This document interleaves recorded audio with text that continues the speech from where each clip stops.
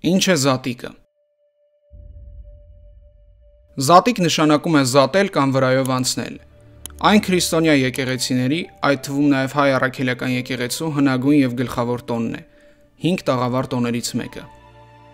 Այն սկիզբ է առնում հրեաների կողմից այսօր էլ նշվող Պասեկ տոնից, որի ժամանակ ըստ քրիստոնեական դավանանքի առաջին դարում Երուսաղեմում խաչվել եւ հարություն առել Հիսուս Քրիստոսը։ Պասեքը հրեաների կողմից ինչպես նախկինում, այնպես էլ այսօր տոնվում է ի նշան եգիպտական գերությունից ազատագրման եւ մասնավորապես 5 տակարանում նշվող այն դրվագի, երբ փարավոնը չէր ցանկանում ազատել հրեա ժողովրդին եւ Աստծո կողմից Եգիպտոսի վրա եկան 10 պատիժներ, որոնցից մեկի ժամանակ, երբ Աստծո հրեշտակը պետք է հարվածեր եւ սպաներ Եգիպտոսի բոլոր առաջնեկներին, Աստված Նոխազի արյան միջոցով զատեց իր ժողովրդին եգիպտացիների վրա ուղարկված աղետից, անդրանիկ զավակների կոտորածից։ Նրանց պատվիրելով, որ Նոխազին մորթեն եւ նրա արյունը քսեն իրենց դռների շեմին, որպիսի Տիրոջ հրեշտակը դա տեսնի եւ նրանց առաջնեկներին չհարվածի։ Հրեաների մոտ տոնի տևողությունը 1 շաբաթ է, որի ընթացքում հրեաները միայն անթթխմոր հաց պետք է ուտեն։ Հետևաբար Զատիկի տոնը հին Հրեաստանում կոչվում էր նաեւ անթթխմոր հացի կամ բաղարջակերած տոն։ Հրեաները առաջին օրը զոհում եւ ուտում են Զատկի գառը։ Համաձայն քրիստոնեական ուսմունքի, այդ իրադարձությունը նախանշան էր Հիսուս Քրիստոսի Աստծո գառան կամովին մահվան ընդունման եւ իր արյան հեղման, հանուն մարդկության փրկության։ Քրիստոնեական եկեղեցիները Հիսուս Քրիստոսի հարությունը տոնում են որպես զատիկ, որովհետև ըստ քրիստոնեական ուսմունքի հենց Հիսուս Քրիստոսն է հավիտենական այն զոհը կամ պատարագը, որի միջոցով մարդը ստանում է մեղքերի թողություն, կյանք եւ հարություն։ Պողոս առաքյալը Հիսուսին հենց այդպես էլ կոչում է. «Քանզի Քրիստոսը, մեր զատիկը, մորթվեց»։ Զատիկը շարժական տոն է, այսինքն յուրաքանչյուր տարի դրա նշման օրը փոխվում է։ Քրիստոնյաները այն նշում են ըստ 4-րդ դարի Նիկիայի տիեզերական ժողովում ընդունված կարգի։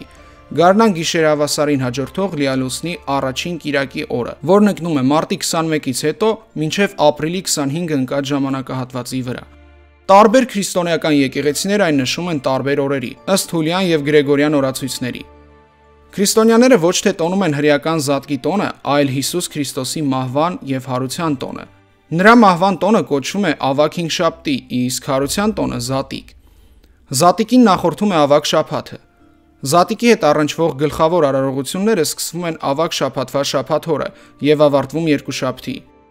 Հայ առաքելական եկեղեցում շաբաթ երեկոյան մատուցում է Քրիստոսի հարության ճրագալույսի պատարագը, որով վերջանում է Զատիկին նախորդած 7 շաբաթ տևած մեծ պահքի շրջանը։ Պատարագի ավարտին հավատացյալները միմյանց ողջունում են Քրիստոս հարյավ իմեռելոց ավետիսով եւ ստանում օրհնյալ է հարությունը Քրիստոսի պատասխանը։ Դարերի ընթացքում քրիստոնյա տարբեր ժողովուրդների մոտ առաջացան Զատիկի տոնը տոնելու տարբեր ավանդույթներ։ Օրինակ Հայաստանում Զատիկի տոնին հավատացյալները ձու են ներկում։ Ներկված ձուն համարվում է հարության եւ նոր կյանքի խորհրդանիշ։ Ըստ ավանդության կարմիր գույնը խորհրդանշում է խաչյալ Հիսուսի կենդանարար արյունը, որ թափվեց մարդկության փրկության համար։ Սուրբ Գրիգոր Տաթևացին Զատիկի ձվի մասին ասում է. «Միայն Զատիկին ենք ձու ներկում, որովհետև ձուն օրինակ է աշխարհի, եւ ինչպես իմաստուններն են ասում, դրսի կեղևը նման է երկնքին,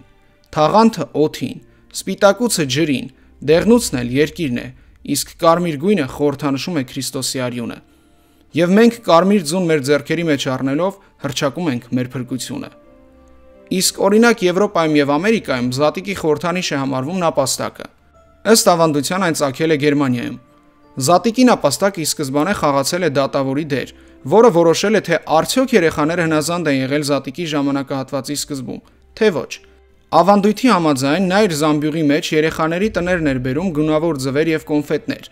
երբեմն նաեւ խաղալիքներ։ Ամենատարածված կարծիքը այս ամենի մասին այն է, որ նապաստակի խորհրդանիշը ընդօրինակվել է գերմանական դիցաբանությունից։ 1835 թվականին հանրայդ Գրիմ եղբայրներից Յակոբ Գրիմը իր գերմանական դիցաբանության մասին աշխատության մեջ նշել է.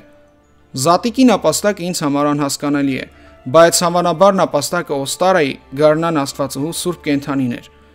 Օստարային կամ Իեսթերին վերաբերվող ընդօրինակումները կապված են գարնան եւ գիշերավասարի հետ, քանի որ նա գարնան արշալույսի եւ պտղաբերության աստվածուհին էր համարվում սաքսոնական դիցաբանությունում։ Իսկ օրինակ սլավոնական ազգերի մոտ ընդունված է Զատիկի օրերին պատրաստել Զատիկի տոնական կուլիչը, այսինքն Զատիկի հացը։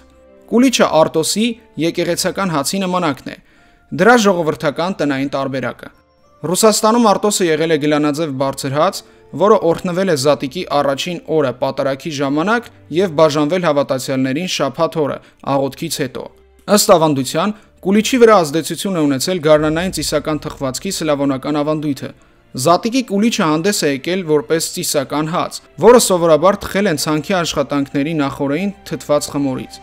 Այդ հացը գյուղացիները օգտագործել են որոշակի ծեսերի համար։ Ինչպես տեսանք, տարբեր ժողովուրդներ Զատիկը նշում են տարբեր ավանդույթների համաձայն։ Շատերը այն տոնում են անգամ չհասկանալով այդ տոնի իմաստը։ Սակայն ցանկացած արժանահավատ եւ ճշմարիտ քրիստոնյա պետք է իմանա եւ գիտակցի այս տոնի կարեւորությունը, որի հիմքը Հիսուս Քրիստոսի քավությունը եւ հարությունն է, որով Հիսուս Քրիստոսը մարդուն իր անգին արյամբ մաքրեց մեղքերից, դառնալով կամուրջ եւ ճանապարհ դեպի հավիտենական կյանքը, որպիսի նրան հավատացողը չկորչի, այլ հավիտենական կյանք ունենա։